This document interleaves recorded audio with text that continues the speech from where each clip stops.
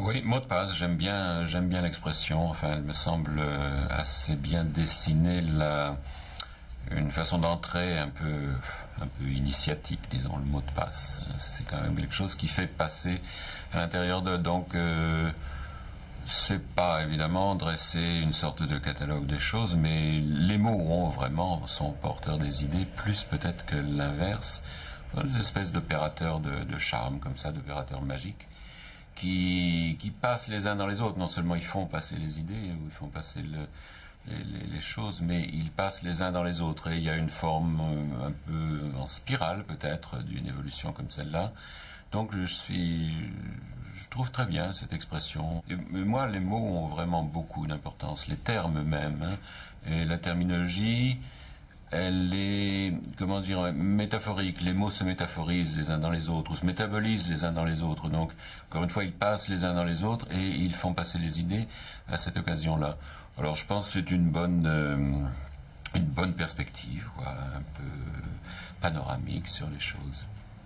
Enfin, on croit marcher sur des idées, et puis au début, c'est sans doute un peu le fantasme du théoricien en général, du philosophe, quoi. Mais à mon avis, à un moment donné, c'est les mots eux-mêmes qui génèrent ou qui régénèrent les idées et qui servent de passeurs, de shifters à ce moment-là. Les idées s'entrecroisent ou se mêlent au niveau du mot lui-même, hein, qui à un moment donné, sert de catalyseur, d'opérateur, mais un opérateur non technique, un opérateur où le langage lui-même est en jeu. Les métaphores successives font qu'une idée est autre chose qu'une idée, à mon avis, hein, que ça devient une forme de pensée, ce qui est un petit peu différent quand même.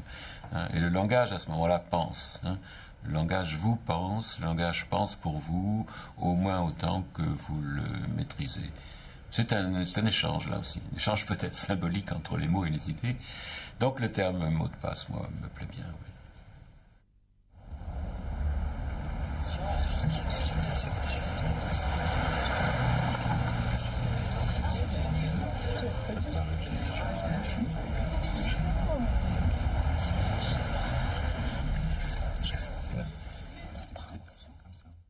Oui, d'ailleurs, le mot de passe par excellence, presque pour moi, ça aurait été l'objet. L'horizon, pour moi, est resté celui de l'objet. Alors évidemment, ça a commencé par les objets, c'est-à-dire la multitude d'objets. Bon, c'était toute une époque, un peu les années 60, enfin, où l'objet est apparu comme ça, comme un élément nouveau, puisqu'on passait quand même de la production, si on veut, à la consommation. Il y a eu toute une ère là, nouvelle, et donc les objets étaient au premier chef, au premier plan, quoi. Pas l'objet fabriqué, industriel, technique exactement. Enfin, c'est pas ça qui m'a vraiment au début intéressé. Bon, les études de Simondon, tout ça, effectivement, ça n'était pas non plus l'objet philosophique. Ce qui m'intéressait, c'était de savoir ce que les objets se disaient les uns aux autres, enfin le système de signes qu'ils constituaient, le passage de l'objet au signe. Car en fait, l'objet matériel, l'objet technique, etc. Mais ce qui était important, c'était cette espèce de syntaxe, bien entendu, le système des objets, mais surtout le fait que il renvoyait à un monde qui n'était pas si réel qu'on pouvait bien le croire. Enfin, le monde de la consommation était donné comme la réalité même, l'usage, et puis le profit, le bénéfice qu'on pouvait en tirer et tout. Et ça me semblait, moi, ouvrir sur un monde plus irréel, plus pas imaginaire, mais un monde de signes, quoi. Ou alors le jeu des signes à ce moment-là, et le jeu des objets faisait qu'ils échappaient très vite à leur valeur propre, à leur valeur d'usage, et pour jouer entre eux, pour se correspondre. Ma connaissance ça a commencé par là, un petit peu par une forme sémiologique, oui, d'une certaine façon. Mais enfin, derrière, il y avait aussi quand même une métaphysique. Enfin, c'était dans l'air, l'objet. Il y avait d'abord eu quand même aussi la nausée de Sartre, cette fameuse racine, un objet obsessionnel comme ça, une substance presque vénéneuse. Enfin, il me semblait que l'objet était doué de passion presque, qu'il pouvait avoir une vie propre et que quelque part il pouvait non pas du tout servir, qu'il n'était pas là un élément passif d'usage, etc., mais qu'il avait une autonomie et peut-être même une capacité de se venger, enfin, en quelque sorte, quoi, d'un sujet qui aurait cru trop bien le maîtriser. Enfin, tous les objets ont été donnés toujours comme un monde, enfin, en fait, passif, hein, un monde dont on dispose, dont on a la maîtrise, etc., en particulier parce qu'il a été produit. Mais justement, le fait qu'il ait été produit me semblait quelque part une lourde hérédité. Enfin, cet objet-là avait quelque chose à dire. Enfin, il passait lui-même au-delà de son propre usage. Et alors il tombait dans le royaume, dans le règne du signe, enfin l'ère du signe, où là les choses ne se passent pas aussi simplement. Parce que le signe est toujours quand même l'effacement de la chose. Et l'objet était une espèce de confluent qui était bien encore quelque chose du monde, enfin du monde réel, et puis qui quelque part déjà désignait l'absence de quelque chose. Bon, l'objet est un médiateur, c'est une médiation, et en même temps, parce qu'il est immédiat, immanent, il brise quelque chose aussi. C'est-à-dire, d'une certaine façon, bon, il comble quelque chose, et puis en même temps, il est peut-être une part de cette part maudite dont parlait Bataille, quoi. Quelque chose qui ne sera jamais résolu, quelque chose qui n'est jamais rédimé. Il n'y a pas de rédemption de l'objet. Quelque part, il y a un reste là dont le sujet ne sait pas quoi faire. Enfin, et finalement, on aboutit même à une situation où la profusion des objets, l'amoncellement des objets est un obstacle absolu à la relation éventuellement, quoi. Ce qui n'empêche pas ce monde de proliférer. Au contraire, à ce moment-là, il prolifère. Le propre de la consommation, c'était ce côté illimité, hein, et qui, à un moment donné, constitue alors une forme presque de désocialisation, enfin un obstacle, franchement, à la communication, hein. Est-ce qu'on communique à travers les objets? Oui, dans un premier temps, ça ne fait pas de doute. Et puis, c'est comme toujours, quand ce système prolifère, enfin, à la fin, c'est lui qui fait obstacle à la communication. Il y a une sorte d'effet pervers, enfin. Ou alors l'objet, là, est un rôle dramatique. Enfin, c'est un acteur, cette chose. C'est un acteur à part entière. Les objets, enfin, si je peux dire, s'ils avaient une initiative, même non cure de tout ça, ils ont une absence propre, hein. Ils ont une présence qui correspond au fantasme du sujet, ça c'est vrai, mais ils ont une absence propre par où ils échappent à toute cette fonctionnalité, à toute cette valeur d'usage.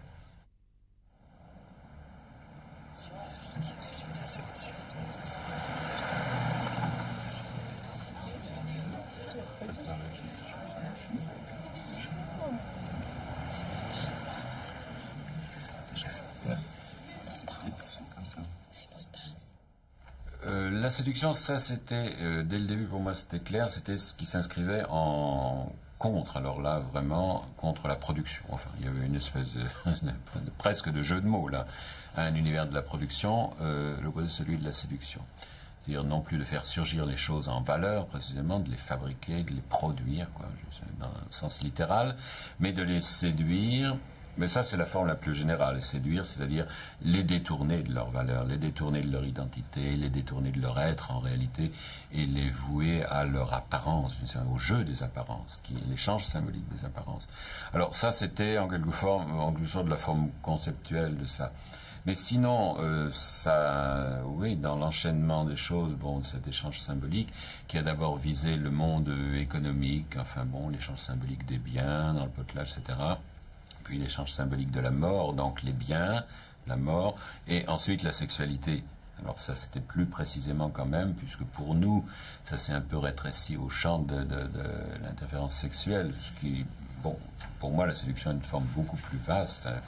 Elle implique tout, et non pas seulement l'échange entre les sexes. La séduction, pour moi, était plus cette forme réversible où l'un et l'autre sexe, disons anatomique, enfin physiologique et tout, jouait son identité au contraire. C'était la mise en jeu de... Hein, et à ce moment-là, beaucoup plus une forme du devenir masculin du féminin, du devenir féminin du masculin, parce que là, quand même, il y avait même un préjugé qui n'a d'ailleurs pas été fort bien compris par les féministes, je dois le dire, mais un préjugé féminin. C'est-à-dire que le masculin, lui, c'était l'identité sexuelle. Le féminin était ce qui transversalisait ça et qui, en quelque sorte, abolissait l'identité sexuelle, etc. Alors, à partir de là, ça se joue autrement, parce que ça se joue plus en termes de libération sexuelle. Tout ça me semblait finalement assez naïf. Ça reposait sur la valeur sexe, hein, la valeur sexuelle, l'identité sexuelle, etc. Alors que la séduction me semblait plus un jeu plus, comment dire, plus fatal, plus risqué, où chacun mettait en cause son identité sexuelle, où chacun joue sa propre perte, y compris, non mais c'est pas forcément du tout exclusif du plaisir, au contraire, bien entendu, mais c'est autre chose que la jouissance à ce moment-là. C'est un défi, la séduction est un défi, c'est une forme, hein, qui toujours tend à dérégler, à sortir quelqu'un de son identité, du sens qu'il peut prendre pour lui-même, et où il retrouve cette possibilité d'une altérité radicale, hein, c'est-à-dire de trouver dans l'autre, sous forme sexuelle, mais il y a d'autres formes que celle-là, sortir de son identité et retrouver le jeu de l'altérité. Alors là, la séduction me semblait sous toutes ses formes, parce que c'est pas seulement sexuel, ça peut être dans le champ de l'art, ça peut être dans le champ de la, pourquoi pas, de la guerre, etc. Enfin, des formes où définitivement on n'est pas dans un système d'accumulation, de production, etc. Or, la libération sexuelle à laquelle, surtout dans cette époque-là, on avait complètement affaire, c'est quand même bien un système comme la libération, je veux dire, du travail, hein, libération du travail comme force productive, libération de tout comme force productive. La libération, pour l'essentiel, c'est quand même une libération productiviste. Hein, c'est libérer l'énergie. Bon, le modèle archétypal étant, je ne sais pas, l'énergie matérielle, l'atome, enfin n'importe quoi. Tout ce qui se libère en tant qu'énergie positive. Il est positivisé. Alors ça me semblait, bon, en droite ligne évidemment avec le système de la production, mais contradictoire tout à fait avec le grand jeu de la séduction qui, lui, n'est pas du tout de type accumulatif, qui est au contraire pas non plus destructif au sens littéral du terme, hein, mais en termes de jeu. La séduction ne joue pas tellement sur le désir, elle est un jeu avec le désir. C'est-à-dire, il y a un niveau, un niveau d'assouvissement, d'accomplissement de plaisir, etc.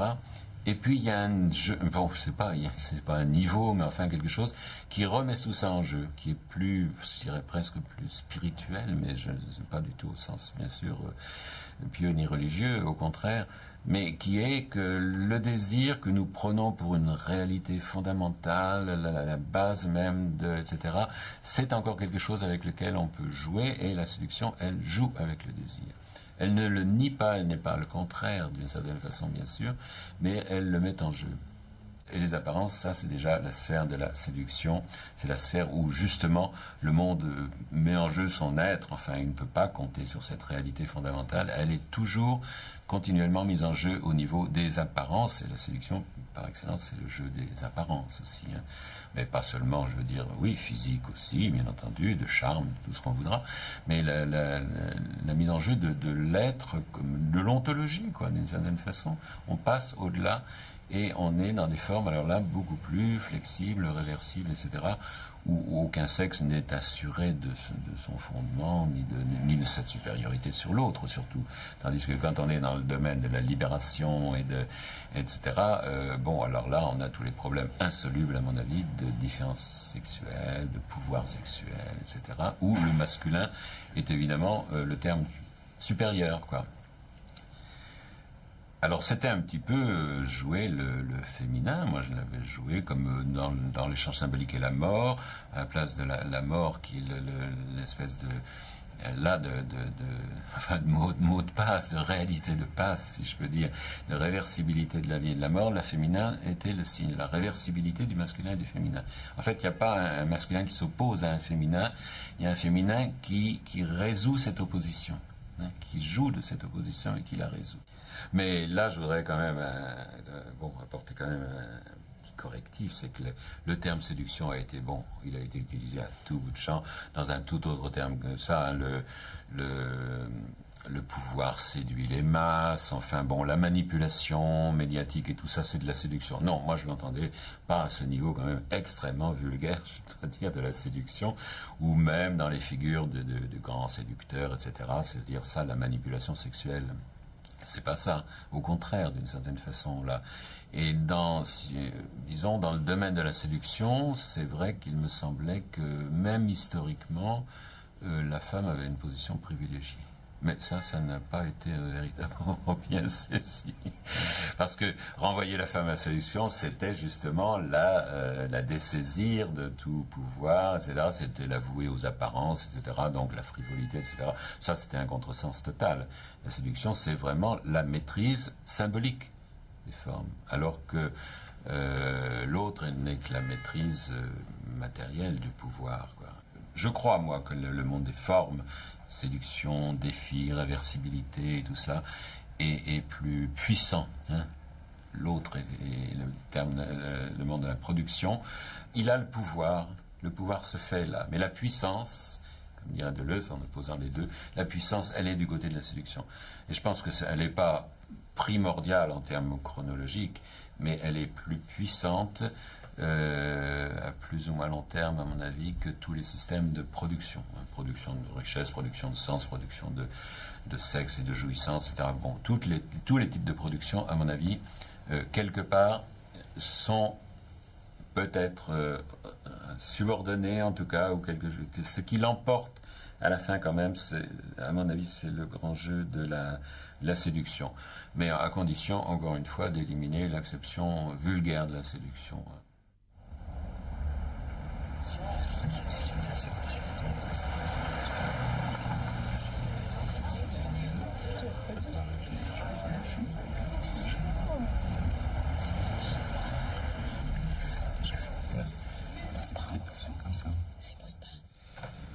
Oui, la valeur, alors là, c'est évidemment étroitement lié à l'objet, enfin, puisqu'on était parti en principe d'un objet valeur, d'une équivalence. Enfin, là, on part effectivement des données les plus concrètes, empiriques, la valeur d'usage, la valeur d'échange, enfin, sur cette base qui est quand même elle-même une vision, je veux dire, réductrice au départ même, enfin qui est celle donnée par la production, hein, par le marché, par tout ça. Donc l'objet en fait partie et il est le support de la valeur. Bon, à ce moment-là est entré en jeu un peu d'emblée pour prendre à revers toute cette notion de valeur et d'équivalence. C'est-à-dire briser un peu l'idéologie du marché, le marché comme idéologie, pas seulement comme réalité. L'anthropologie, c'est vrai que là, il y a eu tout un recours à l'anthropologie, c'est-à-dire à des sociétés ou à des cultures différentes où la notion de valeur pratiquement n'existe pas, hein, où il n'y a pas cette abstraction de la valeur, où toute chose est censée prendre un sens, et où les choses ne s'échangent qu'en regard d'une valeur, non jamais directement entre elles, mais toujours par la médiation d'une valeur, c'est-à-dire d'une transcendance, d'une abstraction quelconque, etc. Bien sûr, il n'y a pas que la valeur marchande, il y a la valeur morale, il y a toutes les équivalences de ce type-là. Alors ça peut être tantôt un équivalent général de type marchand, ou alors les valeurs en termes d'opposition réglée entre le bien et le mal, les valeurs morales, enfin les valeurs transcendantes, etc. Moi, c'est vrai que j'avais envie un peu de bousculer tout cela, au sens où précisément il me semblait qu'il y avait la possibilité que des choses circulent en dehors de la valeur, qu'il y ait autre chose que de la valeur, quoi. Et là, évidemment, d'autres cultures offrent cet exemple-là, hein, offrent comment je dirais, l'image de la destruction de la valeur. C'est-à-dire que leur fonctionnement symbolique, il est plutôt celui de la destruction immédiate de la valeur, ou de mettre les choses en place de telle façon que cette transcendance de la valeur ne s'installe pas, hein, qui est aussi la transcendance du pouvoir quand même, parce qu'il faut bien dire que c'est à partir de la valeur et de la manipulation des valeurs que s'installe un pouvoir transcendant aussi. Alors, c'était essayer de décaper, alors l'objet, mais pas seulement l'objet, le décaper de sa statut de marchandise, justement, et de lui rendre une espèce d'immédiateté, comme ça, de réalité brute, hein, qui ne serait pas mise à prix, ou pour laquelle il n'y aurait pas de prix. Alors, dans un sens soit négatif, ça ne vaut rien. C'est-à-dire, c'est rien, ça n'est même pas appréciable, ou alors ça n'a pas de prix au sens où ça dépasse toute valorisation.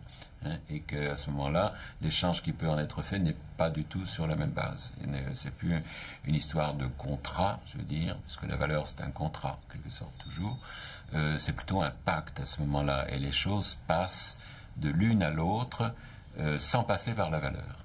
Au niveau du langage, par exemple, ça voudrait dire pour les mots aussi la possibilité de s'échanger en dehors de leur sens.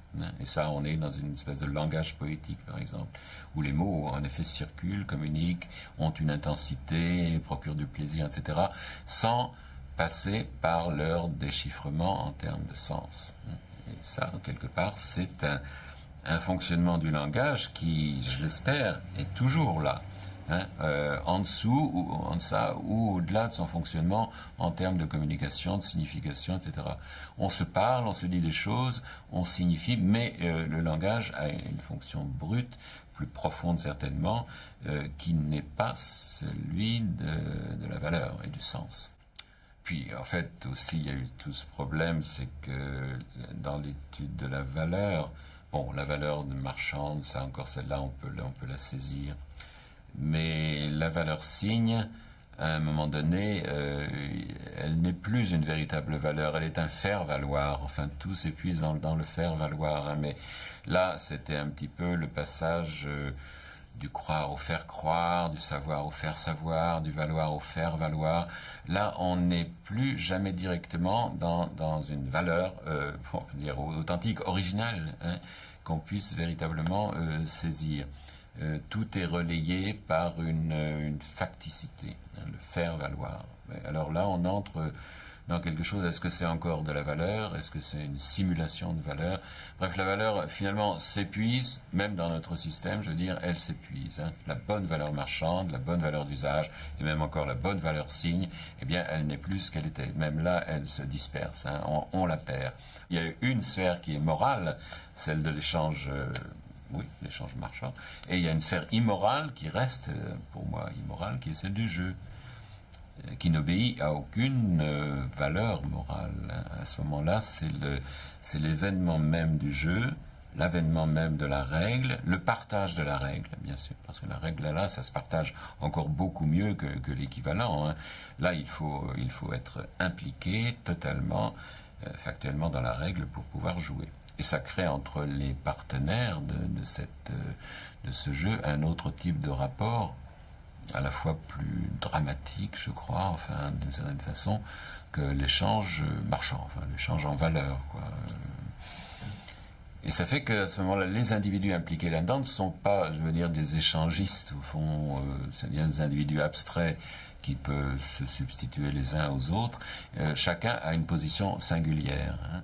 Là, il y a quand même un enjeu de victoire ou de défaite, de vie ou de mort, quoi. Le jeu, même dans ses formes les plus banales, celles qui ne sont pas du tout spectaculaires et tout, implique un autre mode d'entrée dans les enjeux que l'échange. Mais bon, c'est embêtant. Dans le discours, l'échange, si on dit échange marchand, échange symbolique, etc., il y a toujours ce mot échange qui est très ambigu, que moi, j'ai beaucoup de difficultés à manier, finalement. C'est-à-dire que finalement, je me suis dit que j'allais plutôt parler de l'échange impossible, d'ailleurs, comme ça, au moins la question était réglée.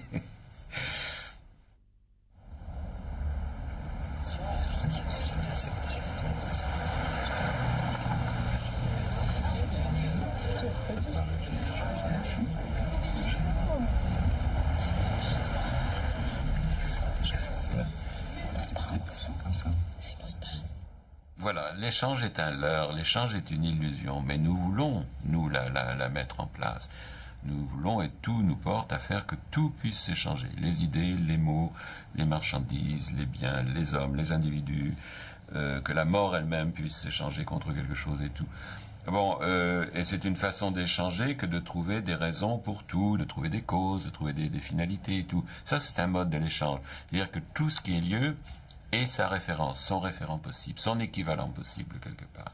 C'est-à-dire un échange en valeur contre quoi que ce soit, mais que ça puisse s'échanger. Ce qui ne s'échange pas, c'est la part maudite pour aller très vite selon Bataille, et c'est mal, enfin il faut la réduire. Alors moi je pense qu'au contraire, cet échange impossible, il est partout en dépit de tous nos efforts. Si on prend par exemple l'économique, bon, qui est par excellence le lieu de l'échange où tout en principe s'échange. Et c'est vrai, à l'intérieur de la logique économique, dans la circonscription du monde économique, tout est échangeable. Par principe, n'y entre que ce qui peut s'échanger, etc. Mais l'économique lui-même, la sphère économique, prise dans sa globalité, elle n'est échangeable contre rien. Et il n'y a pas d'équivalent de l'économique, il n'y a pas de méta-économique contre lequel il serait échangeable. Il n'y a pas une finalité ultime au-delà, dans le monde, quelque part, contre quoi l'économique en tant que telle pourrait s'échanger. À l'intérieur, tous les échanges sont possibles, mais il n'y a pas une autre chose contre laquelle on pourrait en valeur s'échanger.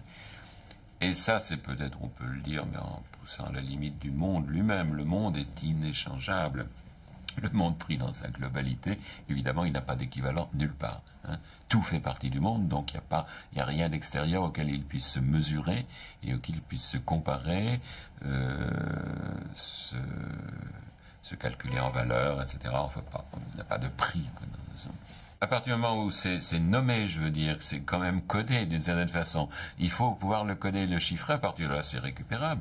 Je veux dire, on peut l'échanger en termes, en valeur. À ce moment-là, la part maudite devient une valeur comme, je veux dire, le malheur, la misère, tout ça se négocie aujourd'hui très très bien. Il y a une bourse des valeurs négatives, si je veux dire, c'est tout à fait possible. C'est comme l'histoire de la dette, qui est par définition justement quelque chose qui de négatif, enfin quelque chose de virtuel et tout, mais on voit bien que la dette, elle peut se négocier même en bourse, hein, elle n'existe pas, enfin c'est quelque chose qui n'existe pas, mais qui peut se négocier en tant qu'inexistant. Hein. Je crois que peut-être dans Nietzsche d'ailleurs, le stratagème de Dieu, c'est d'avoir envoyé son fils pour racheter la dette de l'homme, si bien que l'homme ne pourra jamais la racheter, sa dette, puisqu'elle a déjà été rachetée par le créancier, et que donc l'homme se retrouvera avec sa dette comme une faute irréparable de toute façon. Et ça vaut pour Dieu, mais ça vaut pour le capital. Aujourd'hui, le capital au sens le système en général, crée une dette de plus en plus infinie, qu'il rachète au fur et à mesure, hein, il la renégocie, il la remet en circulation, hein, si bien que nous ne pourrons jamais plus la résoudre. On est dans la dette infinie à cause de ça. Tout système, que ce soit le système politique, économique, esthétique, enfin pour le prendre, ils ont tous leurs raisons et leurs déterminants internes à l'intérieur de ça, donc tous les échanges sont possibles. Mais il y a une limite de masse critique, une ligne de démarcation, au-delà duquel ils n'ont plus de sens. Il n'y a rien à l'extérieur d'eux qui puisse leur donner un sens, donc les fonder en valeur, quoi. Et ça, c'est le terme, enfin, c'est la situation, enfin, je dirais presque surnaturelle de l'échange impossible. Quelque part, notre loi morale de l'échange ne fonctionne plus. Il y a une circulation, mais c'est une circulation réconciliée, je veux dire. Les contractants sont d'accord. Il y a un consensus fondamental sur l'échange. Et là, le consensus est brisé. La conséquence, c'est que ces systèmes-là, ils sont hantés par cette limite de l'échange impossible, je dirais par ce mur de l'échange impossible. Tous les systèmes, dans leur développement, et de plus en plus proliférant, effectivement, saturation, se heurtent à ce mur d'échange impossible, et la répercussion en est leur propre détraquement interne. Mais nous sommes en train d'inventer un équivalent général beaucoup plus fantastique que ça, avec le virtuel et tout. C'est un équivalent général de toute chose, hein, et pas seulement de l'économique. Il y a un chiffrage, un encodage total, où tout puisse se mesurer à la même mesure extrêmement réduite, réductrice, qui est le binaire, qui est le 0 ou 1, quoi, enfin d'une certaine façon. Tout entrera dans une équation extrêmement simplifiée, et rien n'y échappera. Ça, c'est la forme ultime de l'échange, alors dans sa forme la plus abstraite cette fois, et qui pousse alors à la limite vraiment l'analyse que Marx pouvait faire de l'abstraction de la marchandise et tout. Voilà, ça, ce serait ça, l'idée un peu de l'échange impossible. qui est liée alors à celle, on pourrait lui associer celle de l'incertitude, je dirais, mais au sens presque physique, hein, tel qu'est le principe d'incertitude. Le fait que quelque chose ne puisse plus s'échanger en valeur, ne puisse plus trouver son équivalent et tout, fait que nous vivons dans un monde qui baigne dans une incertitude définitive. Je veux dire, là, c'est pas une incertitude relative parce qu'on n'a pas encore mis les choses au point. La science n'est pas assez avancée, les structures sont pas assez sophistiquées. Non, c'est parce que quelque part, il y aura toujours cette ligne au-delà de laquelle un système ne peut plus faire la preuve de lui-même, ne peut plus... il se retourne à ce moment-là contre lui-même. Alors, ça veut dire, l'incertitude, c'est-à-dire qu'on ne peut... En physique, c'est celle qu'on ne peut jamais à la fois définir la situation et la vitesse d'une particule, par exemple. Bon, mais ça veut dire pour nous qu'on ne peut jamais à la fois définir une chose, la vie et son prix réel, par exemple. On ne peut pas définir le réel et son signe. On ne maîtrisera plus jamais les deux en même temps.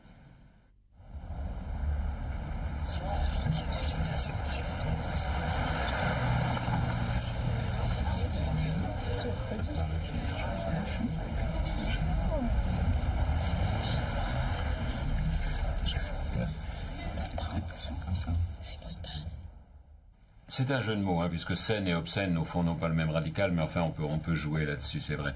Bon, il y a une scène, s'il y a une scène, il y a un regard, il y a donc il y a une altérité, il y a un regard, il y a une distance, et là, à ce moment-là, il y a quand même un jeu. Hein. Dès qu'il y a une scène, il y a du jeu, il y a du théâtre, il y a même du spectaculaire, la société du spectacle, au fond, fait encore partie de la scène, etc. Lorsqu'on est dans l'obscénité, ça veut dire il n'y a plus de scène.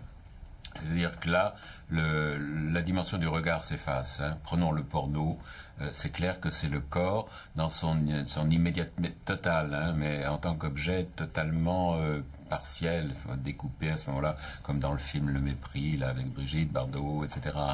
C'est-à-dire on a un corps qui est là tout entier réalisé. Peut-être l'obscénité, au fond, la définition, ce serait le devenir réel, absolument réel de quelque chose qui jusque-là était métaphorique ou avait une dimension métaphorique. Et c'est un acting out total des choses qui, en principe, sont l'objet d'une dramatisation, d'une dramaturgie, d'une scène, enfin, je sais pas, d'un jeu entre les partenaires. Là, il n'y a pas de jeu. Hein. Il y a une collusion totale des éléments, des objets partiels, etc. Alors ça, c'est l'obscénité, mais je parle du corps là, mais on peut parler, ça vaut ça vaut, je veux dire, pour la médiatisation d'un événement, ça vaut pour l'information, c'est-à-dire lorsque les choses deviennent trop réelles, sont immédiatement données, réalisées, hein, lorsqu'il y a une espèce d'accomplissement de désir total, là on est dans l'obscénité. Hein. S'il y a trop de finalement l'excès le trop d'informations, le trop de proximité, de promiscuité des choses, hein, lorsque les choses sont la promiscuité totale. Et là, on est dans ce truc-là, nous, on est comme ça dans ce court-circuit qui fait que les choses se rapprochent. Là-dessus, je dois dire, une assez bonne critique même de la Société du spectacle qui était faite par Régis Debray, mais enfin ça on l'a fait un peu avant aussi, l'idée que on n'est plus du tout dans une société qui nous éloigne des choses. Nous serions dépersonnalisés, aliénés par éloignement, séparation, hein, être séparé, l'être aliéné, etc. Non, notre malédiction, nous, c'est d'être ultra rapprochés des choses. C'est d'être immédiatement réalisé, nous-mêmes, les choses aussi, etc. Et dans un monde trop réel, c'est un monde obscène. Hein. Et alors, qu'est-ce qui se passe dans ce monde-là? Je sais pas, il y a une espèce de viralité, oui. Tout passe de l'un à l'autre, alors là, sans communication même, hein, immédiatement. Et... Ah oui, le mot prostitution dit la même chose. Hein. Il dit que c'est là immédiatement et qu'il n'y a pas de distance. Et que s'il n'y a plus de distance, il n'y a plus de jugement possible, il n'y a plus de charme, il n'y a plus de plaisir véritablement. Aujourd'hui, toute la problématique critique autour des médias, etc., elle est autour de ce seuil de supportabilité, de tolérance finalement, à l'excès d'obscénité. Si tout doit être dit, tout va être dit. Alors l'exemple, par exemple, de Clinton et tout cet épisode-là, jusqu'où les choses doivent être dites, jusqu'où les faits de vérité, parce que la vérité est obscène, dans ce sens-là, c'est clair, elle est objective et elle est obscène. On rejoint toujours la même chose. Alors là, qu'on nous raconte tous les détails des activités sexuelles de Clinton et tout, ça fait partie d'une obscénité tellement dérisoire, qu'on se demande si là-dedans il n'y a pas une dimension ironique. C'est-à-dire que quand même, heureusement, c'est là où la séduction ne fait plus surface qu'à travers un effet d'ironie. Ça serait peut-être la dernière, le dernier avatar de la séduction dans un monde en perdition, en obscénité totale, qui serait que quand même, on n'y croit pas fondamentalement.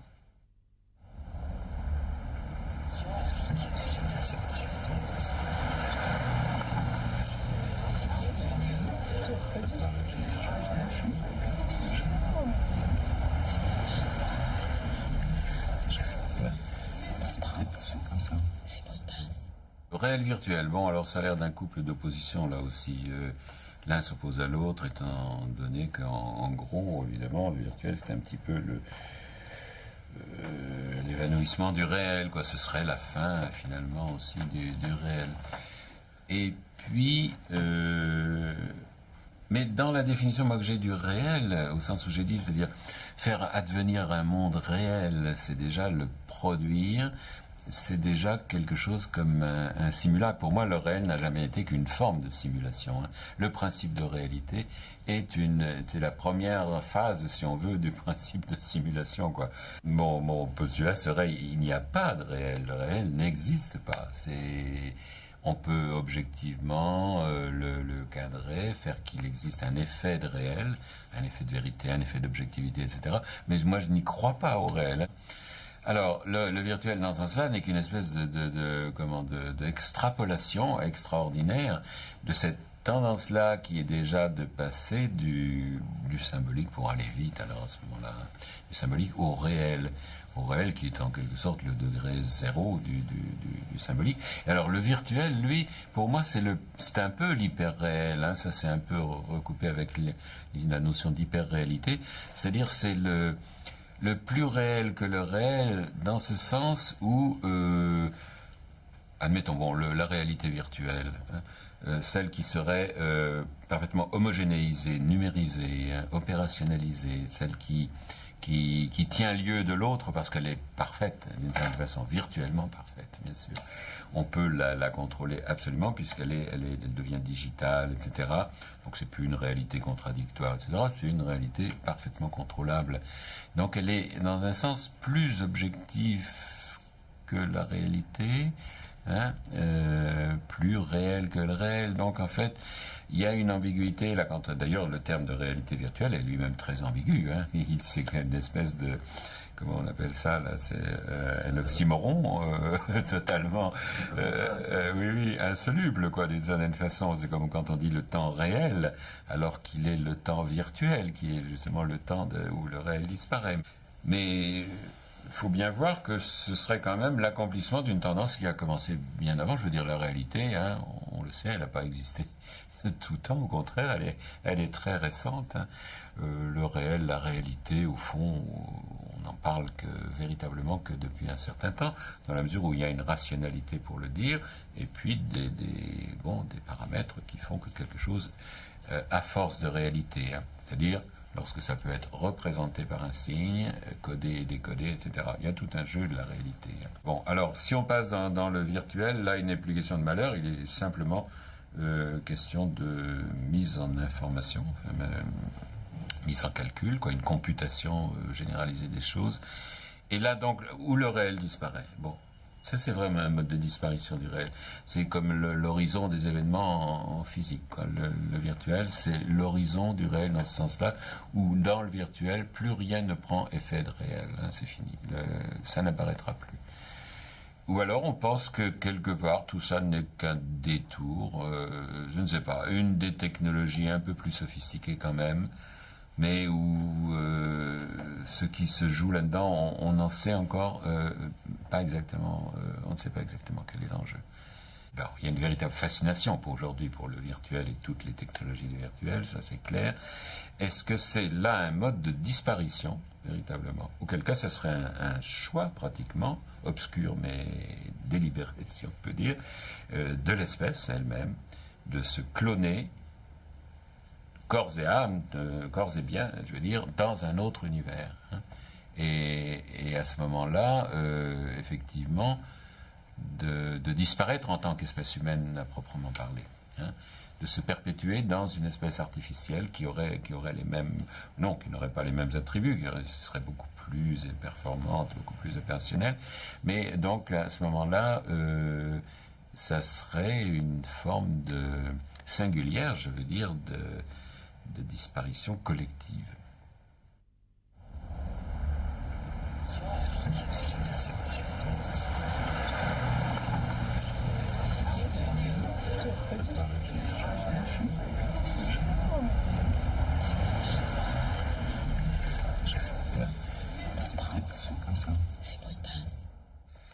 Alors là, l'échange symbolique, c'est vraiment le lieu, enfin le lieu stratégique de toute cette problématique. Enfin, là où tous les confluents de la valeur aboutissent à une zone, enfin comment je dirais, aveugle, où tout est remis en question. Le symbolique dans ce sens-là, disons en deux mots, hein, quand même, c'est pas le terme, l'acception courante du symbolique au sens simplement de l'imaginaire, etc. Ça n'est pas non plus le sens que lui donnait Lacan. Bon, c'est tout à fait, c'est l'échange symbolique pris à partir de l'anthropologie. Et moi, je lui donnais surtout le sens que, alors que la valeur a toujours un sens, c'est-à-dire elle va dans un sens, elle va d'un point à un autre, on passe selon l'équivalent d'un point à un autre. Dans l'échange symbolique, il y a réversibilité des termes, justement. Et en fait, pour moi, ça partait évidemment d'un contre-pied de l'échange marchand, prendre à revers l'échange marchand et par là même faire une critique, même politique en quelque sorte, de notre société marchande, au nom de peut-être une forme d'utopie, mais qui a été une forme symbolique vivante dans d'autres cultures, l'échange symbolique. La réversibilité, c'est celle à la fois la réversibilité de la vie et de la mort, la réversibilité du bien et du mal, c'est-à-dire que tout ce qu'on a organisé comme valeurs alternatives, opposées les unes aux autres, dans l'échange symbolique, ça ne procède plus comme ça. Le symbolique, en fait, c'est le réversible dans ce sens-là. Alors, ça remet en question précisément l'idée de la valeur, parce que la valeur, elle, ne peut que s'attacher à un des termes. Il faut que les termes soient nets, opposés, alternatifs, et à ce moment-là, ils prennent chacun une valeur, et après, il y a une dialectique de la valeur, etc. Mais là, il n'y a pas de dialectique dans le symbolique. C'est une réversibilité.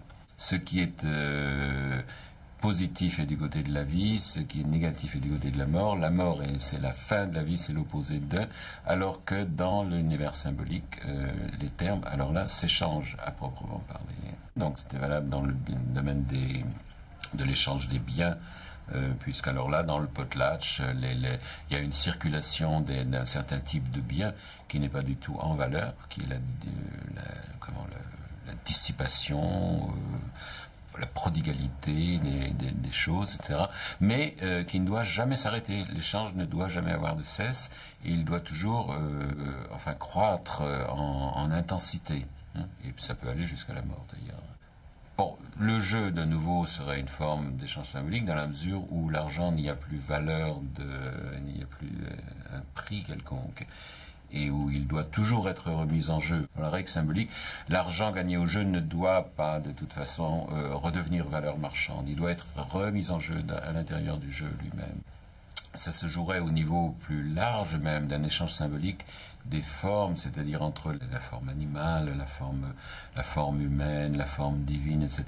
Ces choses-là s'échangent selon une règle des métamorphoses, et chacun n'est pas circonscrit dans cette définition, hein, l'humain s'opposant à l'inhumain, etc.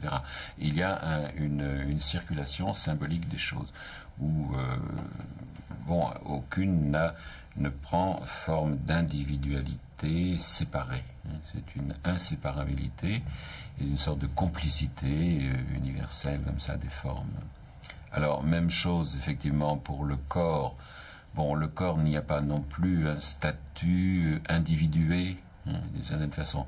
C'est une espèce de substance sacrificielle qui peut être, qui est là non plus ne s'oppose pas à quelque autre chose comme une substance, une âme ou une autre valeur spirituelle, etc. Le corps se joue dans un certain une forme de rituel, etc. dans ces cultures-là, où il est mis en jeu continuellement en tant que, il n'est pas le symbole de la vie, et puis il faut le préserver, il n'y a pas de problème, le problème n'est pas celui de la santé, de la survie, etc. Il est le problème d'une mise en jeu continuelle, où le corps puisse être réversibilisé comme valeur tout le temps, quoi. Ne jamais prendre une espèce de, je sais pas, enfin, là où nous avons vis-à-vis du corps une espèce de vision individuelle, de possession, de maîtrise, etc. Là, non.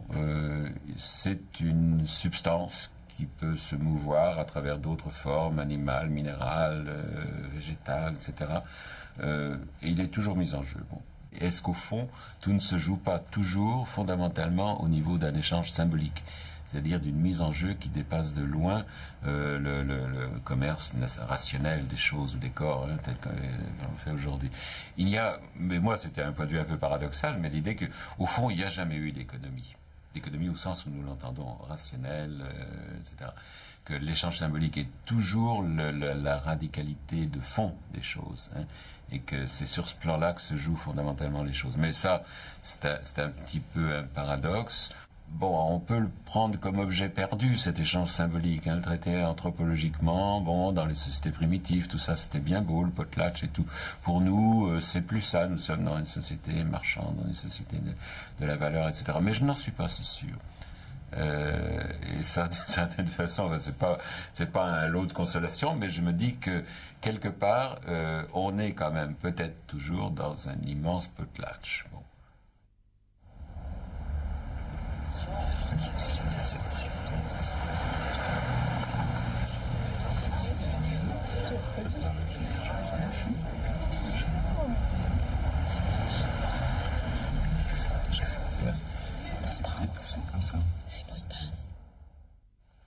Dans un ordre des choses où les choses sont secrètes, enfin sont tenues secrètes et tout, où il n'y a pas une transparence absolue, une visibilité absolue.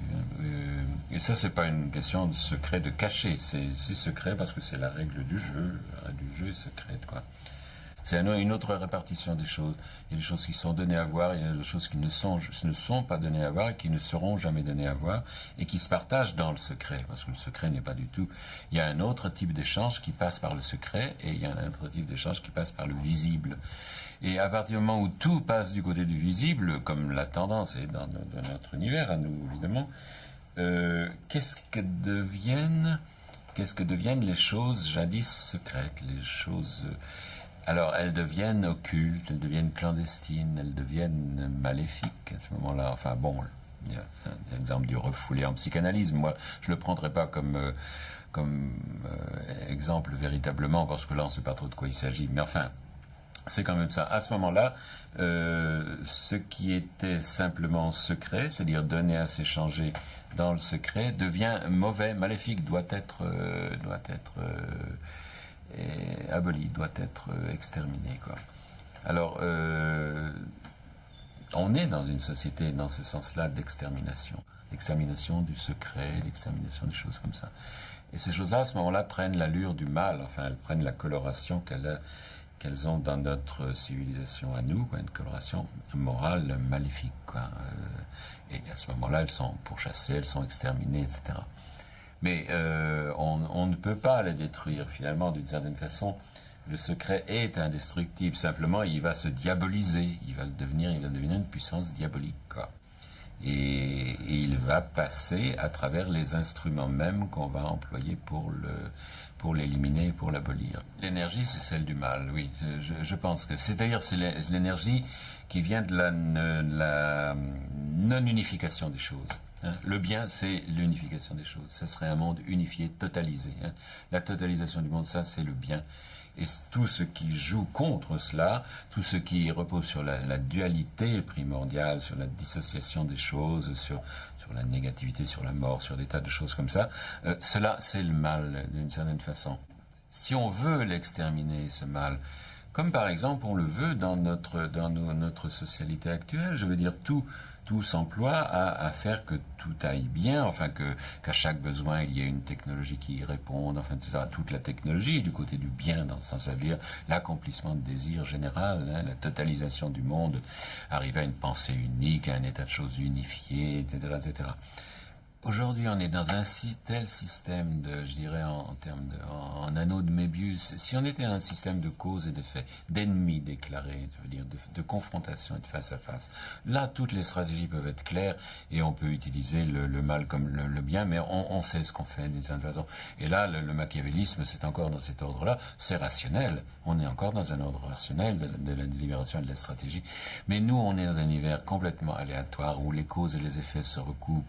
On est dans un anneau de Mébius et nul ne peut savoir où va s'arrêter les effets des effets, etc. Bon, il y a eu effectivement l'Amérique avec les talibans, etc. Mais le processus n'est pas terminé, on ne saura jamais. Si on prend je pense à un truc comme ça d'effet pervers, on peut penser aujourd'hui qu'étant donné, toute la corruption qui règne dans les affaires d'argent, dans le financement des partis politiques, etc. Ça, c'est de la corruption, ça devrait être dénoncé. Hein. Et les juges arrivent et le font. Hein. Et on se dit, là, quand même, il y a quand même quelque chose. Là, il s'est passé quelque chose, une purification, au bon sens du terme. On met le doigt sur la corruption, on la fait voir, on la réduit, ça va assainir les choses, etc. Je vois même dans l'effet Clinton, alors si le juge même peut dénoncer une espèce, en tout cas, de malversation, quel qu'il soit.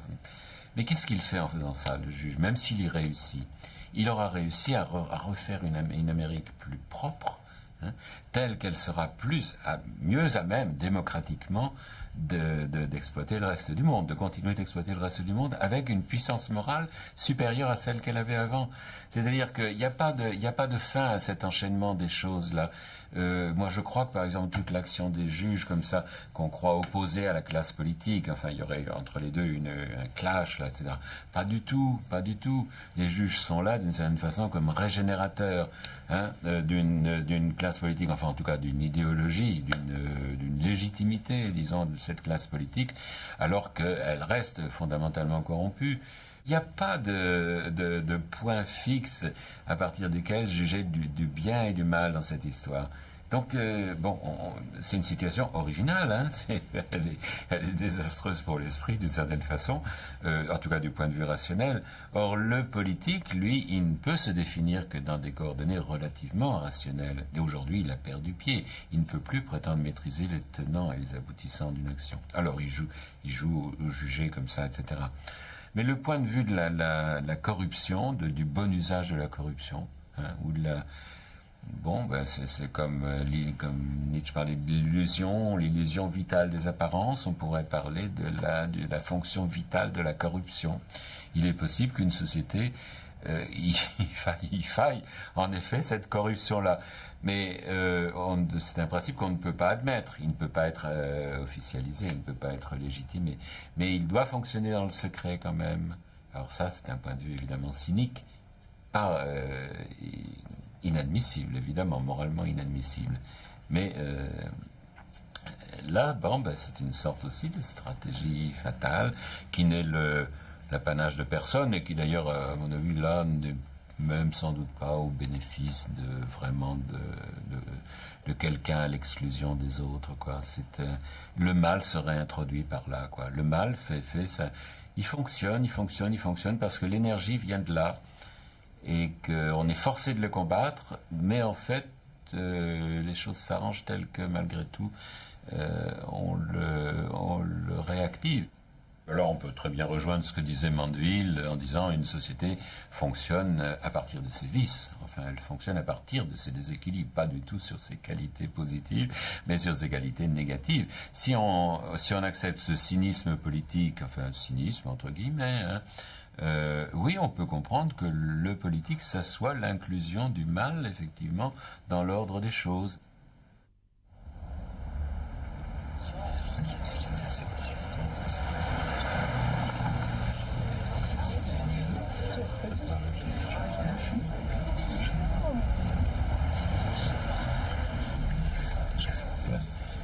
suspense. Comme ça. Ces mots de passe. Oui, c'est un peu la question du temps qui est posée, enfin, la linéarité de l'évolution, enfin, toute notre dimension quand même, conventionnelle peut-être, présent, passé, futur, dont là il y a une fin, il y a une origine, il y a une fin, comme ailleurs il y a une cause, il y a des effets.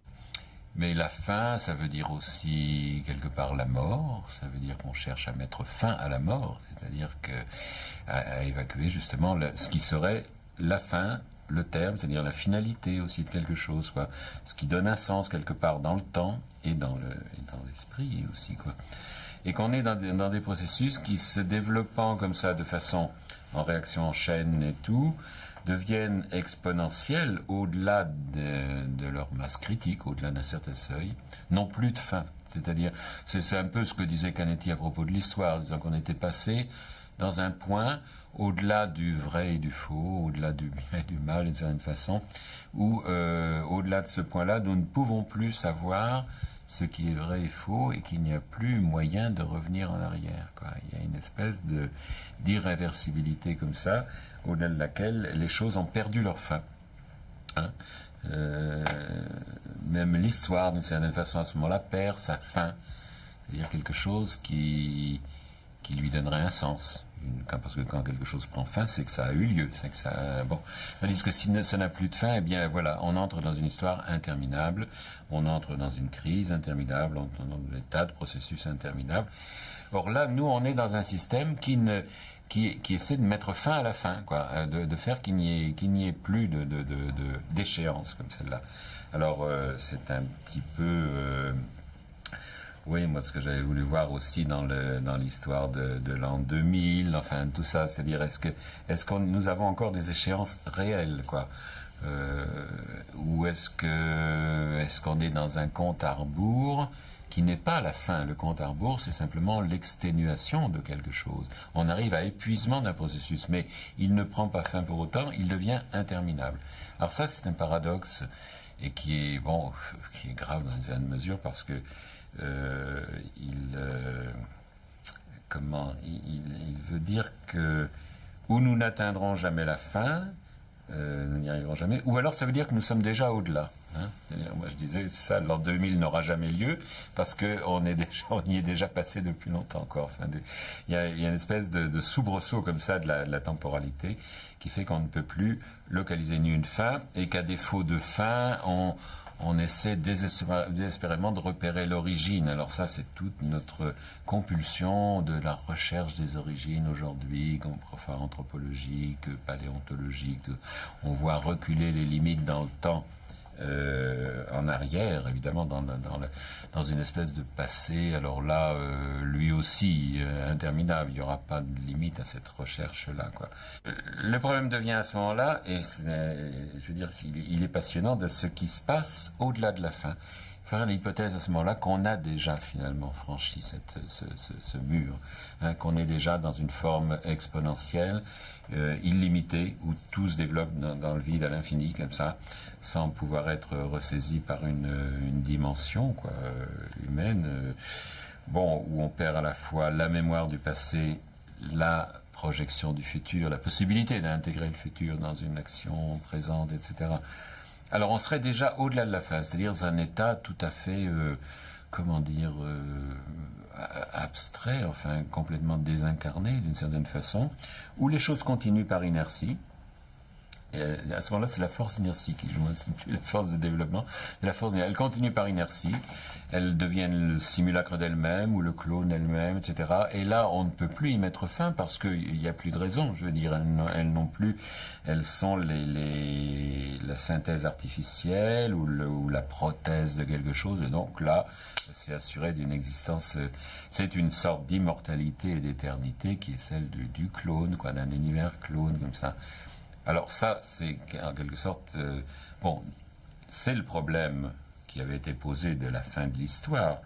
Bon, alors, c'est pas le problème que l'histoire aurait pris fin, comme dit notre cher Fukuyama. C'est le problème qu'elle n'aura pas de fin, mais qu'elle n'a plus de finalité, quoi. C'est-à-dire qu'elle continuera par inertie, comme bien d'autres choses. hein, mais elle ne sera jamais résolue. Il n'y aura pas de résolution. Hein. Le problème de la fin, c'est un problème, c'était un problème important. Moi, je l'avais traité sous la forme de l'illusion, c'est-à-dire qu'on vit toujours quand même dans l'illusion de la fin, enfin que quelque chose prendra un sens à son terme, aura son terme et prendra un sens, etc., dans l'illusion quand même d'un accomplissement final des choses qui effectivement donnerait un sens et qui permettrait rétrospectivement de resituer l'origine aussi. Alors là, on aurait un commencement, une fin, donc des causes, etc. Alors on voit bien pourquoi on veut, d'une certaine façon, expurger la mort, enfin faire que les processus que l'apoptose, enfin par exemple cette régulation des choses par leur mort, quoi, qui est ou programmée ou acceptée et tout. Bon, on fait ablation de ça et qu'à ce moment-là, on donne aux cellules, comme aux individus, comme aux événements, une dimension de perpétuation sans fin, quoi. La fin de la fin, si je peux dire, c'est un événement fatal dans ce sens-là, vraiment. Hein, oui, on pourrait le dire très simplement, hein, d'avoir vraiment extradé la mort, enfin d'essayer tout au moins de mettre fin à la mort. Bon, là, on est dans cette compulsion qu'on voit là tous les jours, enfin tous les efforts infinis faits pour retarder une échéance, pour ne plus vieillir, voilà, commander même à sa naissance par anticipation en choisissant d'avance son propre sexe, enfin n'importe quoi. Je veux dire, c'est-à-dire toutes les possibilités qui technologiquement sont toutes vraisemblables, parce que la technologie peut, en assumant tout cela, elle a remplacé la détermination qui est à un moment donné deux choses sont exclusives l'une de l'autre, elles se séparent et elles auront un destin différent, remplacée par au contraire l'infinie possibilité de tout faire l'un après l'autre. Mais s'il n'y a plus de fin, s'il n'y a plus d'échéance de ce type-là, de finitude, alors le sujet ne sait plus ce qu'il est, je pense. Enfin, il ne sait plus. S'il est immortel, il ne sait plus ce qu'il est. Et c'est cette immortalité-là qu'on est en train d'essayer d'assurer, parce que. Mais le fantasme ultime de nos technologies, enfin, c'est celui-là, c'est certainement celui-là.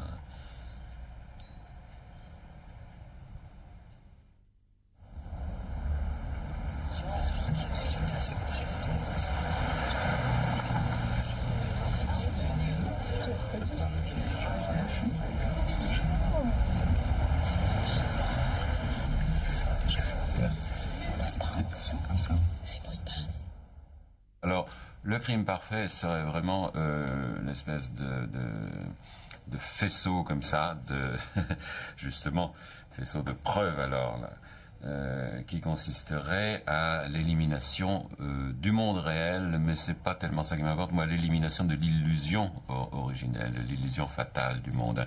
Parce qu'on pourrait convenir que le monde lui-même est une sorte de crime parfait.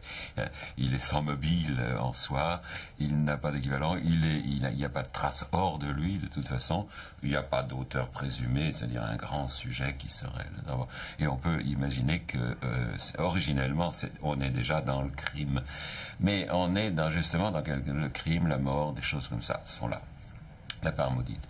Mais le crime parfait, c'est la perfection qui est criminelle, c'est-à-dire c'est parfaire le monde, c'est-à-dire l'achever, l'accomplir, et donc lui trouver une solution finale, comme on disait là. Alors c'est un petit peu, ça me fait penser à cette espèce de parabole là, que j'avais souvent citée sur l'aventure des moines du Tibet qui sont en train de déchiffrer tous les noms de Dieu, les 9 milliards de noms de Dieu, et qui sont là depuis des siècles à le faire, et qui sont un peu fatigués, donc ils font venir les gens d'IBM, donc font intervenir les puissances virtuelles en quelque sorte, et les gens d'IBM arrivent avec leur ordinateur, et eux, en un mois, ils ont achevé tout le travail. Or, la prophétie des moines disait qu'une fois achevé cette comptabilité du monde, des noms de Dieu, le monde prendrait fin. Hein, c'est la fin, c'est la perfection, parfaire le monde. Alors voilà, et la fin de l'histoire, évidemment les gens d'IBM n'y croient pas, mais quand ils redescendent de la montagne, une fois le travail achevé, ils voient les étoiles s'éteindre une à une au firmament. Ça me semble une très bonne parabole disons quelque chose comme l'extermination du monde par sa vérification dernière, quoi, en quelque sorte. C'est au fond faire œuvre de vérité, de calcul, de comptabilité, de vérité. Hein. Or, nous, on est un peu la seule culture. Au fond, si on prend que le monde est une illusion, toutes les autres grandes cultures ont eu pour travail comment je vais dire, de gérer l'illusion par l'illusion. C'est-à-dire le mal par le mal, en fait. Nous sommes la seule culture à prétendre réduire l'illusion par la vérité. Et d'une certaine façon, c'est ça la plus fantastique des illusions, alors, dans ce sens-là. Alors, à ce moment-là, ça équivaut à l'extermination, c'est-à-dire ce qui est en cause dans le crime parfait perpétré sur le monde, mais sur le temps, sur le corps, sur des tas de choses comme ça, c'est-à-dire cette espèce de dissolution évidemment par la vérification objective des choses, par l'identification. Ça équivaut à éliminer, une fois encore, on l'avait déjà dit, la mort. Ce n'est plus la mort, c'est l'extermination. Exterminer, littéralement, ça veut dire priver quelque chose de sa propre fin, hein, le priver de son terme. Voilà. Alors, c'est un petit peu éliminer cette dualité de la vie et de la mort, enfin cet antagonisme des choses et tout, réduire tout à une espèce de principe unique. Hein. Allez, on pourrait dire une pensée unique du monde, en quelque sorte, quoi, qui se traduirait dans toutes nos technologies aujourd'hui, surtout nos technologies du virtuel, quoi. Donc c'est à la fois un crime contre le monde réel, qui devient une fonction inutile, bien entendu, mais moi je crois plus profondément, plus radicalement, un crime perpétré contre l'illusion du monde, c'est-à-dire son incertitude radicale, sa dualité, son antagonisme, enfin tout ce qui est en jeu et qui fait qu'il y a du destin, si je peux dire, en anticipant un petit peu, qu'il y a du conflit, du destin, de la mort, voilà. Alors en éliminant tout principe négatif, dont celui de la mort, on aboutirait, si la tentative réussissait, à un monde unifié, homogénéisé, totalement vérifié en quelque sorte, et qui serait, par là même, à mon avis, exterminé. L'extermination étant vraiment notre nouveau mode de disparition, hein, celui qu'on aurait substitué à la mort en quelque sorte. Voilà un peu l'histoire du crime parfait. Et ça semble un peu métaphysique, un peu abstrait, mais ça se traduit, je veux dire, dans toute l'opérationnalité actuelle du monde, enfin dans tout ce qui se passe, je veux dire, dans toutes nos façons de réaliser tout ce qui peut être rêve, fantasme, utopie, illusion, etc., de le transcrire numériquement, dans du calcul, dans de l'information, etc. Alors ça, c'est le travail, en effet, du virtuel, dans son acception la plus générale, quoi. Alors, bien sûr, qu'est-ce qui permet de dire que c'est un crime? C'est le fait qu'on arrive à une perfection. Hein. C'est la perfection, dans ce sens-là, évidemment, c'est l'accomplissement total. Donc, cette totalisation, c'est une fin, quoi. Il y a plus de destination ailleurs. Il n'y a plus d'ailleurs, de toute façon, à ce moment-là. Hein. Crime parfait, c'est en particulier celui contre l'altérité, évidemment, contre l'autre. Hein. Il n'y a plus que du même. Le monde est enfin identifié à lui-même, identique à lui-même, et par exclusion de tout principe d'altérité, quoi. Mais aujourd'hui, dans ce qui est promu en tant qu'individu, qui n'est plus du tout le sujet philosophique ou le sujet critique de l'histoire, etc., c'est une molécule parfaitement opérationnelle, quoi, mais laissée à elle seule, et qui ne peut pas assumer à elle seule, elle n'aura pas de destin, elle n'aura plus qu'un déroulement comme celui-là, et en particulier, elle se reproduira à l'infini. On revient à la dimension du clonage. Le clonage, dans son acception plus générale, ça fait partie du crime parfait, c'est-à-dire de cette reproduction indéfinie du même, quoi. Ou une reproduction du monde, mais dans son identité pure et simple.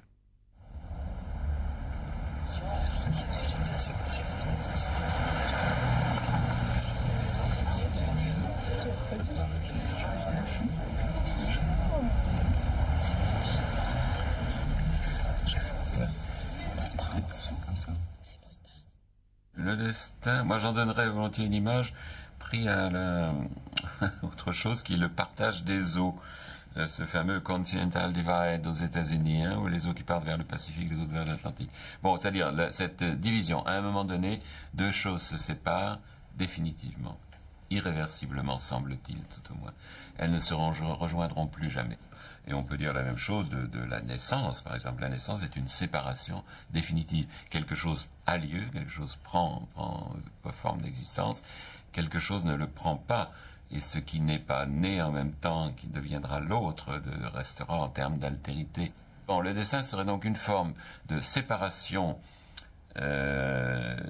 définitive, irréversible, mais quelque part, les choses resteront complices d'elles-mêmes. C'est un peu comme en physique, hein. La physique, l'ultra-microphysique moderne des particules parle bien à la fois de la séparabilité, hein, et l'inséparabilité des particules. Quelque part, où qu'elles aillent et elles divergent définitivement, chaque particule reste quand même liée, connectée à son antiparticule ou quelque chose comme ça. Bon, je ne saurais pas l'expliquer mieux, bien entendu.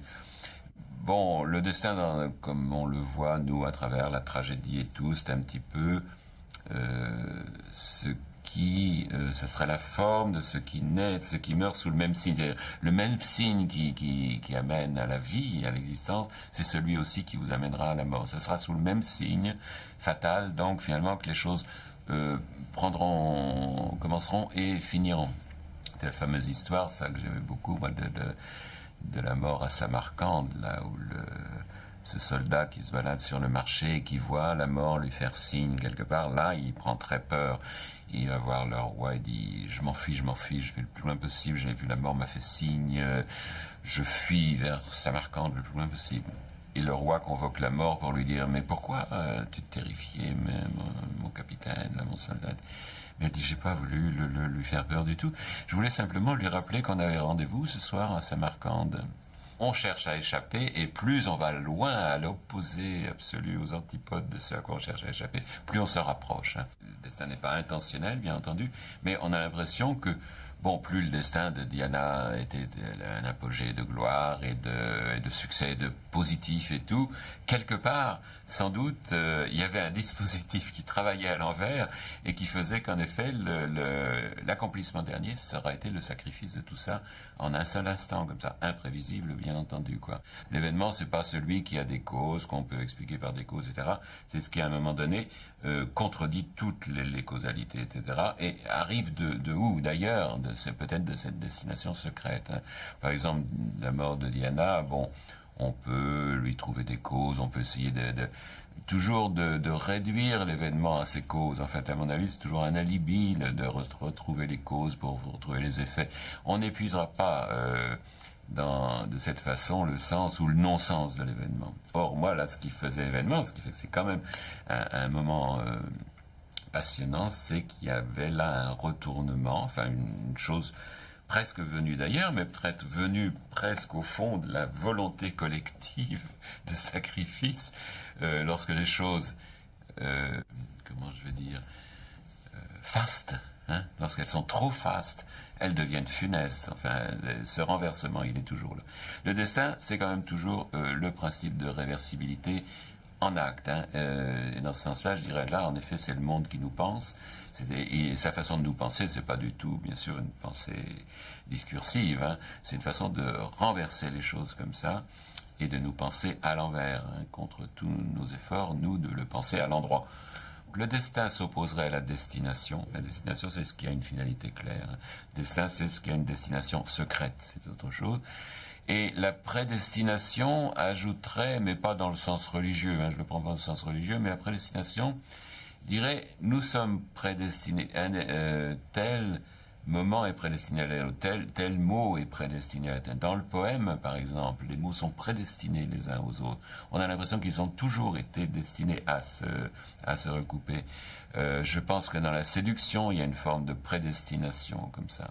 On est toujours destinés à l'autre. L'un et l'autre sont destinés l'un à l'autre, c'est ça. C'est un échange, c'est une forme duel aussi. C'est pas un destin individuel. Hein. Bon, ça c'est la conception qu'on en a. En général, ça vous tombe dessus et vous êtes là. Non, destin, en effet, c'est cet échange symbolique, disons, entre le monde et nous, enfin entre et qui nous pense et que nous pensons, ou cette collision en même temps, les deux, télescopage et complicité entre des choses comme ça.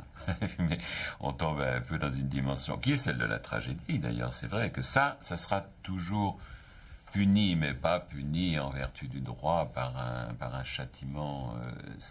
Il y aura une réversibilité qui fait que quelque chose là-dedans sera vengé. Il faudra que ça soit vengé.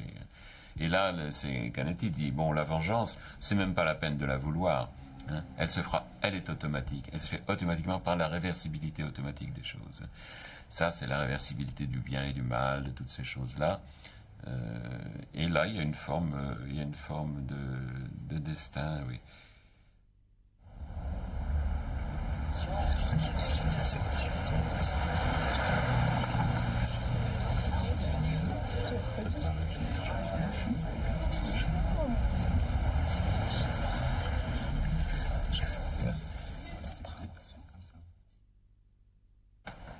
Oui, bon, ce que j'avais dit sur au fond, ces mondes parallèles, tout ça, c'est finalement une réalité qui se dissocie parce qu'on a trop voulu l'unifier, l'homogénéiser. Est-ce que la dualité, dont la réversibilité est une forme presque appliquée en quelque sorte, quoi. L'échange symbolique de deux termes, il y a une dualité, il y a un échange symbolique qui est la réversibilité des deux formes. Est-ce que cette dualité doit être mise au principe, hein? Est-ce que le monde est duel? Je veux dire, est-ce qu'on aurait affaire à une forme presque manichéenne à ce moment-là? Il y aurait un ordre du monde ou un désordre du monde où il y aurait un principe du mal qui ont commencé dans la pensée manichéenne comme cette espèce de coexistence et antagonisme de deux principes éternels et égaux, le bien et le mal. Hein. Bon, ça c'est la pensée manichéenne. Mais le monde créé est l'œuvre du mal. Hein. Tout fonctionne au mal, l'énergie vient du mal, etc. Et finalement, ce qui peut se trouver de bien, de vérité, de réel, etc., ce sont des effets, pas des effets de surface, mais des effets assez étranges. Le mystère, c'est qu'il y ait du bien, en fait, parce que c'est toujours posé en sens inverse. Hein. On se demande comment peut-il y avoir tellement de mal, enfin comment les choses peuvent-elles être tellement perverses, comment la nature humaine, comment peut-elle être aussi méchante, etc. Or, il faudrait poser et renverser le truc. Comment se fait-il qu'il puisse exister à un moment donné du réel, du bien, des choses comme ça? Comment peut-il y avoir, on l'avait posé au début, la question même de l'économique, c'est-à-dire comment peut-il y avoir un effet de valeur quelque part et d'équivalence, c'est-à-dire que quelque part dans une pellicule du monde comme ça puisse s'instituer un principe d'ordre, un principe de régulation et d'équilibre qui fonctionne. Hein. Ça, c'est presque un miracle, et ça reste, à mon avis, ça fait partie de l'incertitude, c'est-à-dire une question qui est presque insoluble. La chose très difficile à comprendre pour nous, c'est la dualité, c'est le principe duel. Parce qu'on est dans une philosophie générale de l'un. Enfin, l'être, c'est l'un, c'est destiné soit au départ, soit à l'arrivée, à se finaliser dans l'unité. Hein, bon. Et ça, nous, c'est notre mode de pensée. Tout ce qui contredit à ça, ce qui contrevient à ça, est renvoyé à une chose qui ne devrait pas exister. Et ça, c'est un principe vraiment très, très moral, bien entendu. C'est-à-dire qu'en fait, on décrit, on contrôle, on maîtrise, non pas ce qui est, mais on essaie de contrôler ce qui ne devrait pas exister. Or, bon, moi je trouve que c'est beaucoup plus fascinant, enfin beaucoup plus saisissant, si on pose au principe la dualité irréversible de ça, enfin la dualité irréconciliable des principes, quoi. Le bien et le mal, bon, nous on les oppose. On les oppose en termes quand même dialectiques, tels qu'il y ait une morale possible, c'est-à-dire qu'on puisse choisir entre l'un et l'autre. Hein. Or, il n'est pas dit qu'on ait le choix, en fait, parce que, justement, à cause de cette réversibilité perverse, précisément, on voit bien que toutes les tentatives de faire le bien, la plupart du temps, à moyen ou à long terme, elles produisent le mal. Hein. On a assez d'exemples, effectivement, de 12 ordres, hein, que ce soit en politique, mais partout, au fond, dans nos actions même. Et d'ailleurs, même la chose inverse existe aussi. C'est-à-dire que vouloir faire le mal, enfin à force de faire le mal éventuellement, on finit par faire du bien. Hein. Et il y a toujours des effets comme ça de bien et de mal qui sont donc complètement contingents, complètement flottants en quelque sorte, tels que les deux principes, c'est une illusion que de les considérer séparément et de penser qu'il y a là un choix possible, une raison morale, quelque chose comme celle-là. Si on est dans la dualité, on pourrait se dire au fond par exemple que le bien, en reprenant la métaphore de l'iceberg, tiens, c'est pas mal, que le bien c'est la partie émergée du mal, hein, et ce qui d'ailleurs voudrait dire que les 9/10 en effet sont la partie du mal et qu'il y a une zone émergée, bon, et que bon, de temps en temps, il y a un retournement. Hein, quand l'iceberg fond, ça se retourne et le mal devient le bien. Et puis à la fin, le bien et le mal se confondent. C'est-à-dire que, comment dire, le bien, c'est là où il y a une opposition réglée entre le bien et le mal. Hein. C'est pas des choses exclusives l'un de l'autre. Le bien, c'est quand le bien et le mal peuvent se négocier, s'échanger, se choisir, etc.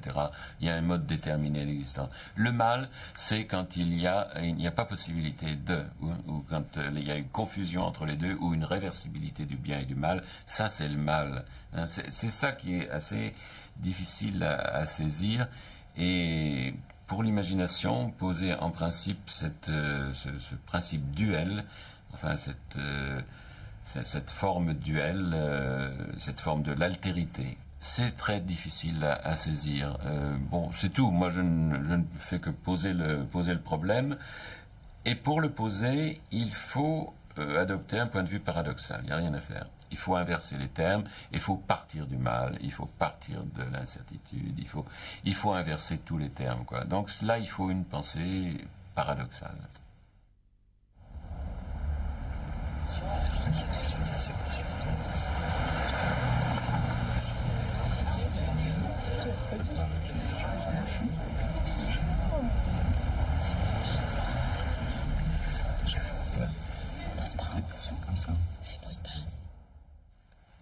Oui, si on parle donc d'un principe, là, ce principe de réversibilité assez simple, c'est le monde qui nous pense, mais c'est quand même nous qui pensons que le monde nous pense. Enfin, il y a un effet de... La pensée, là, serait une forme duel, en fait. Hein. La pensée n'est pas celle du sujet individuel, c'est quelque chose qui se partage. Elle se partage entre le monde et nous. Moi, ce serait mon avis, c'est-à-dire que nous pouvons penser relativement le monde parce que, quelque part, c'est le monde qui nous pense, quoi. Alors, ça n'est plus exactement, il ne peut plus s'agir d'une pensée sujet, c'est-à-dire celle qui impose quand même d'une façon ou d'une autre un ordre, enfin qui se situe extérieur à son objet, qui a une confrontation avec l'objet et qui peut le tenir à distance, quoi. À mon avis, cette situation-là, elle est peut-être n'a-t-elle jamais existé. Elle aussi est une espèce de psychodrame comme ça, intellectuel, majestueux, hein, qui a pris quand même une forme fantastique. Mais peut-être que là, quelque chose a changé qui fait que le monde fait irruption, les apparences font irruption, l'objet fait irruption. L'objet qu'on avait cru circonscrire quand même dans une sorte de passivité analytique comme ça, se venge en quelque sorte. Je serais assez pour la vengeance de l'objet ou du monde. C'est-à-dire que quelque part, il y a un effet retour, un retour de flamme qui fait que nous sommes obligés de tenir compte. Et là, c'est le point de départ de l'incertitude. Parce que est-ce que cette incertitude du monde est celle de la pensée? Est-ce que c'est la pensée qui injecte l'incertitude dans le monde? Est-ce que c'est la pensée qui rend le monde incertain, ou est-ce que c'est le monde, en définitive, qui est lui-même fondamentalement au niveau de l'incertitude et de l'illusion radicale et qui entraîne la pensée? Enfin bon, on va pas trouver un point de départ. Je pense qu'il faut se tenir au fait que ça sera définitivement indécidable lequel est à l'origine de l'incertitude. Mais il y a à la fois une incertitude dans le fait de ne plus avoir un point de départ, cette fixation qui était le sujet pensant dans notre philosophie classique. notre philosophie occidentale. Et puis le fait que que ça s'échange. Là, il y a une sorte d'échange duel, un échange symbolique du monde et de la pensée, ou alors le statut de la pensée n'est plus du tout celui d'un discours maître de lui-même, enfin un discours d'ordre, et de rationalisation du monde, y compris le discours des sciences, etc., qui commence quand même à flancher, enfin, je veux dire, à se déstabiliser lui aussi. Et alors la pensée est remise dans le cours du monde. Elle redevient une pensée monde, c'est-à-dire qu'elle fait événement dans le monde, mais elle est elle-même un événement du monde. Mais le monde fait événement aussi dans la pensée. Et que là, on ne peut plus isoler, je veux dire, un territoire de pensée qui serait vraiment une maîtrise analytique des choses. Enfin, et si l'état du monde est un état paradoxal, ambigu, incertain, aléatoire, etc., ou réversible, il faut une pensée, il faut trouver une pensée paradoxale, incertaine, bon, je sais pas. Si elle veut faire événement dans le monde, la pensée doit être en quelque sorte à l'image d'eux. Alors, à l'image d'un monde qu'on supposait déterminé, enfin objectif en quelque sorte, une pensée objective était parfaitement adéquate. À l'image d'un monde déstabilisé, incertain, cette pensée-là ne l'est plus. Donc, il faut que la pensée redevienne une sorte de pensée événement, de pensée objet, enfin qui arrive à, comment je veux dire, à faire de l'incertitude un principe, une règle du jeu, de faire de l'échange impossible une règle du jeu, et de se dire, la pensée ne s'échange pas contre la vérité. Elle ne s'échange pas contre la réalité. Elle est autre chose. Et ça, c'est énigmatique parce que fait-elle à ce moment-là, ou comment peut-elle encore se situer, je ne sais pas, sans prétendre au sens, enfin à la signification, à la maîtrise des significations, et être une pensée des apparences aussi, enfin être dans le flux des apparences, à être elle-même. Oui, c'est ça, être non référencié sur la vérité. C'est le principe de l'échange impossible.